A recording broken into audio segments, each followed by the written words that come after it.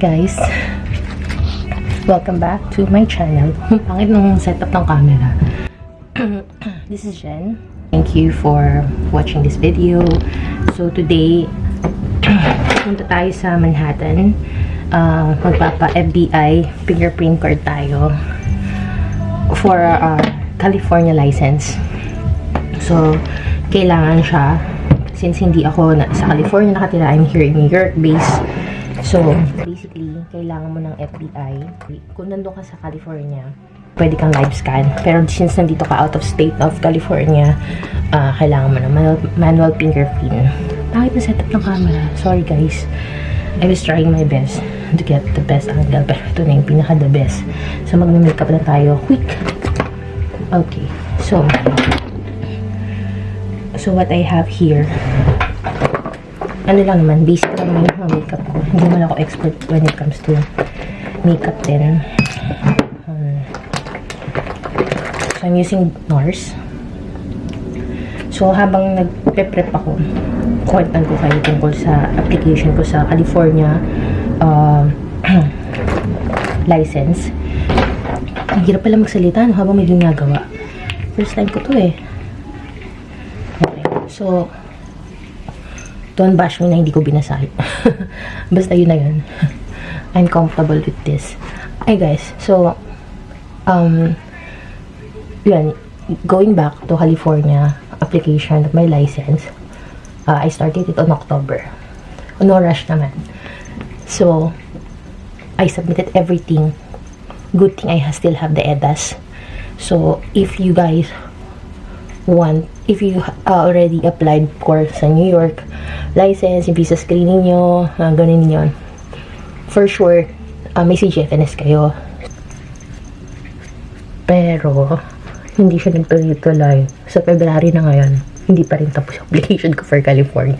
Hindi naman din kasi ko talaga nagmamadali na matapos yung application kasi nga I'm pregnant at that time. And ngayon, may baby na ako. Yay! Hooray, hooray, hooray, hooray. So, I use the EDAS sa CGFNS. Kasi, kung may CGFNS na kayo or nag-apply kayo ng visa screen before, yung EDAS doon, pwede nyo siyang gamitin to apply for California Board of Nursing license. So, meron ako nun. So, hindi na ako nag-start from the scratch talaga ulit. Which is good, diba? Less hassle for me since nandito na ako sa US. And kailangan na maraming mga requirements eh. At kung may EDAS ka na, halos nandun na lahat din ng pinasa mo ever since nung nag-visa screen, ganyan. Less hassle na yun, guys.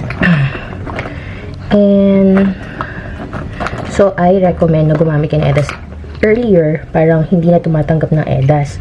Pero, bigla silang tumanggap na ulit. Which is, I am lucky. So, check na lang guys. Hindi ko na-check kung acceptable pa rin ang EDAS. Currently, at this time na nag-video ako, February 2025. Oy, tumatawag. Tumatawag yung husband ko. How many ons? Ilang ons? 2 ons? 1 ons lang. So, yung baby ko, nagka-cry. Tatimplahan natin ng 1 ons. 1 ons ng milk. And, panoorin niyo ako guys. Magtimpla ng 1 ons ng milk ng baby ko. Ay, ang pangit. Hindi pa nga, tinan mo mukha akong mukha akong clown. So, umiiyak si baby. Kinulang. Alam niyo guys, ano to itong video na to, all over the place. Kasi ano naman to a day in my life. So, nasabihin ko na lahat ng makakakaibang kwento dito. So, si baby, 2 ons siya, tapos sometimes naghihirit pa siya ng 1 ons. So, titimplahan natin siya ng 1 ons pa. And nagka-cry na siya dun. And iiwan ko sila today mag-ama. So, day of ni Inday today. Day of ni Inday today. Dahil nga pupunta magpapanotaryo, magpapa-FBI manual fingerprint. Ulit-ulit. And so, Iwan ko silang mag-ama. Overdue na kasi talaga, guys. October ko pa sinimulan, like I said, yung applications ko sa California for licensure. So, overdue na. And good for 1 year lang yung application. Totoo yung iyak niya. May luha? May luha? Oy. Okay, so 1.5 months na siya. So, may luha na siya. Siyempre, earlier, wala siyang luha. Kasi newborn pa. So, balik kayo sa kwento natin, guys. Naku. And ayusin natin yung makeup natin. Mukha tayong tanga. Guys, mukha lang makapal sa camera. Pero, manipis lang talaga siya in person. Ewan ko bakit ganun. Ang tindi ng camera reflection. Ang ewan. So, hindi naman masyadong makapal tong makeup ko. And, hindi masyado akong nagme-makeup na nowadays. Oh my God, ganun talaga pag mother. Oh my God, all over the place yung sinasabi ko. Day in the vlog na talaga. So, ang nangyari, nagka-aberya. Kasi I'm using Summer Fridays for my lip balm. Importante ko ngayon. Kasi nga, malamig dito sa New York. And I'm using Chanel for my lipstick. This is in the shade of Rouge Allure. And nagka-aberya sa lisensya.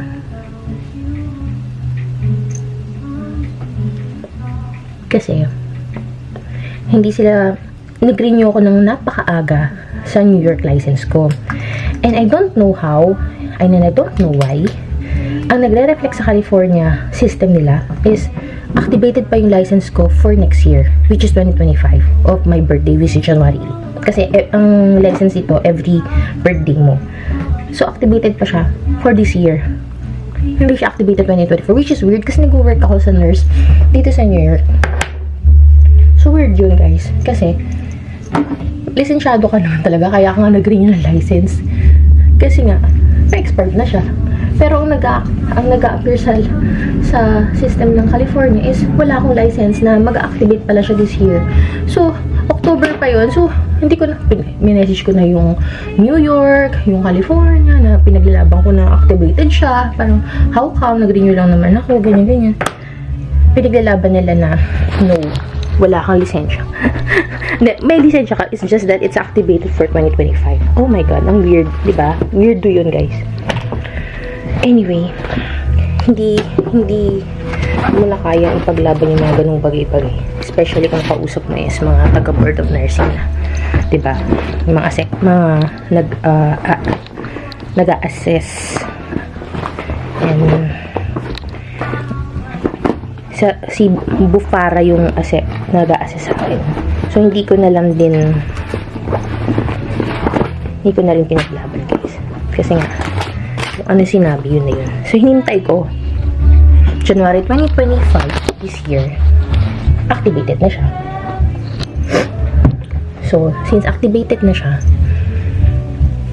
ngayong February ko rin din na-start mag-i-start din yung FBI. Ba't ako NBA na FBI? Processing naman with fingerprint. Okay. Ay, paano ko may iwan ang baby na yan? Ay. Oh, ba't ang bagal mo uminom ng 1 ounce? Hi, Daddy. Siya muna ang bantay. Anong bang Tagalog ng another version for Inday? Hindi, Inday ako, diba? Ikaw? Dodong. Dodong. Hindi, kasi day off si Inday today. May Kaya gagawin. Si Dodong muna. Kaya si Dodong. Ayan. Banding kami dito, Mami. Ay! O, sige na Ingat sa muna. lakad, Mami. Love you po. Ayun, guys. So, lalakad na ako papuntang train station. Medyo malayo, 12 minutes away from our house. Yung train. Dati mas malapit. Pero, mas malayo. So, 12 minutes siya. So, sobrang lamig na yun. Negative. Feels like 8 degrees na. Pero negative 3 lang siya ngayon. Ayan. So, I'm living here in Flushing. So, maraming Chinese dito na nakatira. Baluarte nila to. Parang Chinatown to sa Pinas. So, I'm here in Flushing here. Nakatira. New York City pa rin. Part ng Queens. So, ang biyahe natin, 2 transfer. From here, 7 train to Kalimutan ko yung na-transfer ang color red siya eh. Anyway, from there na sabihin ko sa inyo. Papunta sa notary. Dapat sa Bronx yung aking appointment, pero ang nangyari, ayaw ni Javi kasi malayo, at especially Bronx. Bronx dito, kapag sinabi mong Bronx, medyo, ano siya, alam nyo na, yung lugar sa Pilipinas na kilalang magulo. Ganun ang datingan dito.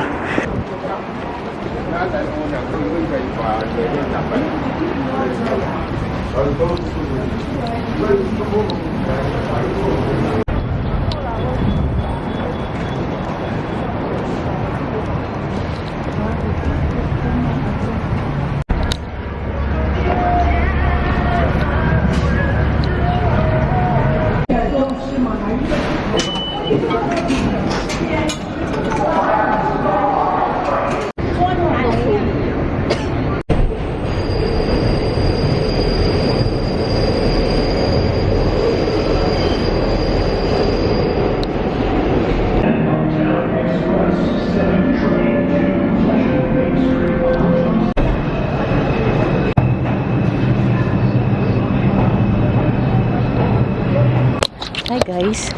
So, naglalakad na tayo punta dun sa notary. Grabe yung nangyari sa tren. Hindi ko na binidyan. Siyempre, bawal yun. Grabe, may nagkaaway. Lagi namang may ganung ganap sa tren. Pero ito, sobrang pindi nito.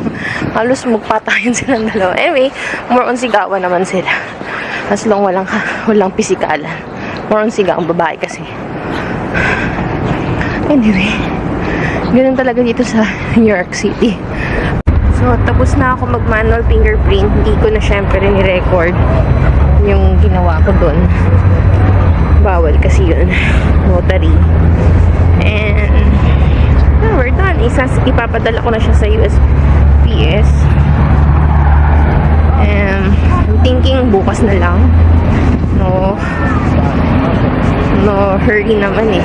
Kasi sabi ko nga sa inyo, October pa nga. In-apply ko na to. Ano ba naman yung hindi na naman hindi ipadala sa USPS, diba? So, at least tapos na.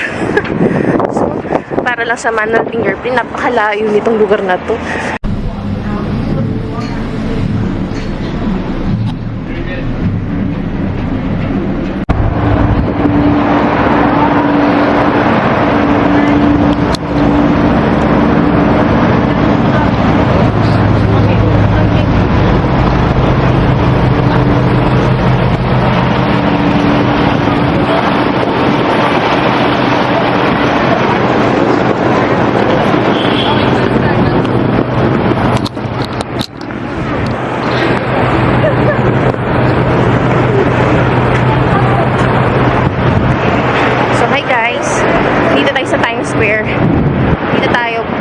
Ng Jollibee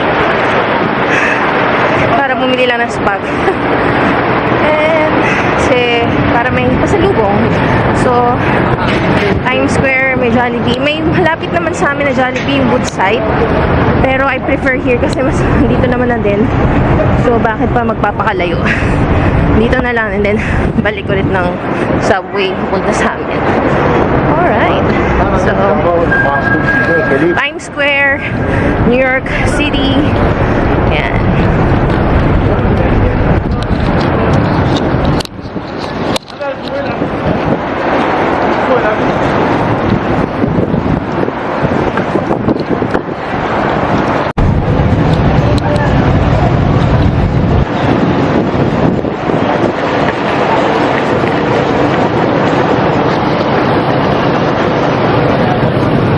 So, nandun yung Jollibee.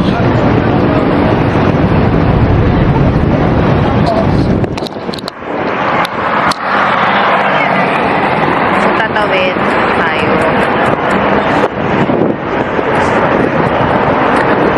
New York Live. Woo! Lamig!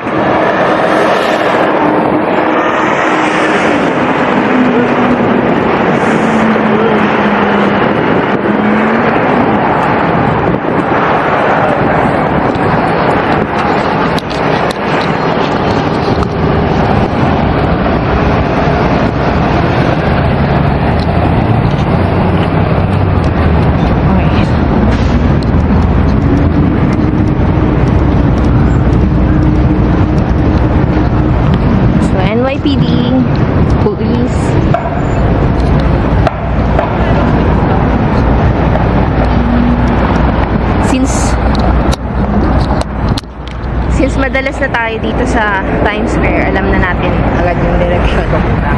Jollibee, Starbucks, yung pinaka Times Square, normal na lang siya. Madalas na kasi kami dito.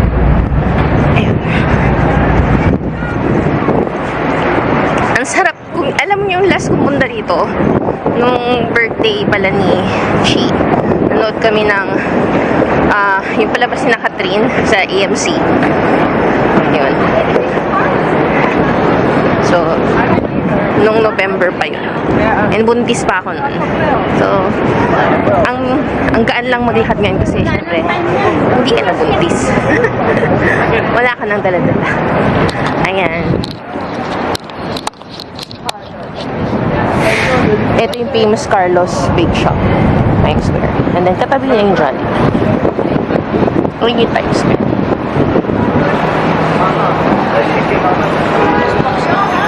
Tada! Let's go!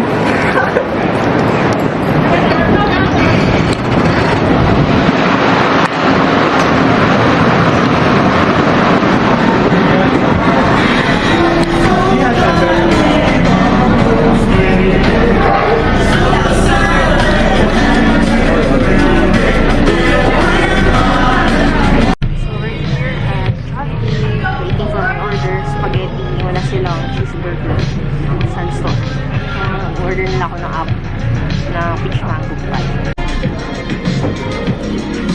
Ito na yung Jollibee. So, yun yung Times Square. Maliit lang siya, guys. Hindi naman siya ganun kalakihan. Ayan. So, punta na tayo sa Gap. Tingin lang ako baka may mabili. And then, uwi na or sa Old Navy din. Kasi, recently,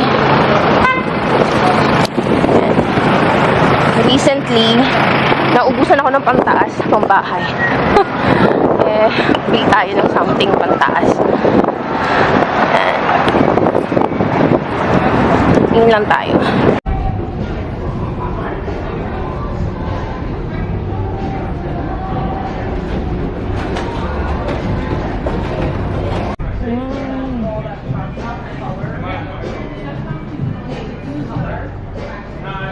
Guys, wala tayong nabili sa Gap. Wala yung normal na may mga Gap sa harapan.